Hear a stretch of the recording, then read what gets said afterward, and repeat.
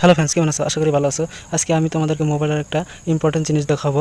তুমি যদি কারোর সঙ্গে দেখা করতে চাও বা খোঁজো, তাকে ফোন করে বলতে হয় তুমি কোথায় আছো, আমি কোন রাস্তা দিয়ে যাব। ফোন করে যাওয়াটা খুব দীর্ঘার মনে হয়। যদি ফোন না করে যাওয়া যায়, ব্যাপারটা কেমন হতো?